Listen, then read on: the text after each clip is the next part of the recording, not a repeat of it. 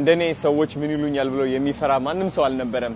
ለ4 አመት ሙሉ ማለት ነው ሰዎች ፈሪ ነበርኩኝ እኔ በጣም ጎረቤት ያስፈሩኝ ነበር። ጓደኞቼ፣ ቤተሰቦቼ፣ የድሮ ተማሪዎች፣ ሁሉም ሰው ያስፈራኝ ነበር። እግዚአብሔርን ነው የምላችሁ ተመስገን። አሁን ግን አየሁት ምን ያህል ህይወት አጭር እንደሆነች፣ ምን ያህል ነገ መሞት እንደምችል። ነገ መሞት እችላለሁ። እውነት ነው የምላችሁ። አንዳንዴ ሞት ያስፈራል፣ ግን ስታስበው ነፃ ያወጣል ሞት። እውነቴን ነው። ነገ ስሞት እኔ ማን ነው የሚያስታውሰኝ? እነዚህ ከጠገብ የሚያልፉ ሰዎች እኔን ያስታውሱኛል? አያስታውሱኝም። እንኳን እኔንም ሊያስታውሱ 2 ደቂቃ 1 ደቂቃ ካስታውሱኝ እድለኛ ነኝ ማለት ነው። እድለኛ ነኝ። እንደውም ልንገራችሁ ማንም ሰው ስለናንተ ግዴታ የለውም።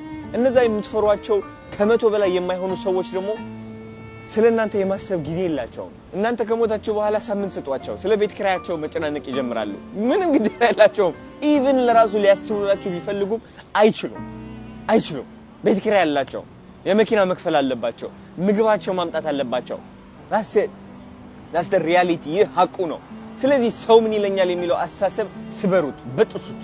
አለባበሳችሁ ራሳችሁ እንደምትፈልጉት ይሁን። ስታይላችሁ፣ የፀጉራችሁ ስታይል፣ አነጋገራችሁ፣ አረማመዳችሁ መደነስ መጀመር ትፈልጋላችሁ፣ ደንሱ።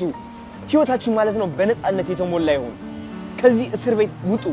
ከዚህ የባህል እስር ቤት አለን ብዙዎቻችን። አንቺ ልጅ እንደዚህ እንዳታደርጊ፣ አንተ ልጅ እንደዚህ እንዳትል፣ ምን እንዳትል፣ ስንት ባህል አለን፣ ስንት ህግ፣ ስንቱን ተከትለን እንጨርሰዋለን። እስኪ ንገሩኝ። ይህ ባህል እኛን ለማሰር የወጣ ይመስል ማለት ነው። ሁላችንም ተሰት አሁን ጊዜው ነው። ህይወት አጭር ነች። ልብ ብላችሁ አስተውሉ። ሁሉም ሰው የራሱ ህይወት አለው። የእናንተን ህይወት የመቆጣጠር ፍላጎትም የለውም። ልንገራችሁ ቢፈልግም ለራሱ እያበራችሁ ስለሆነ ነው።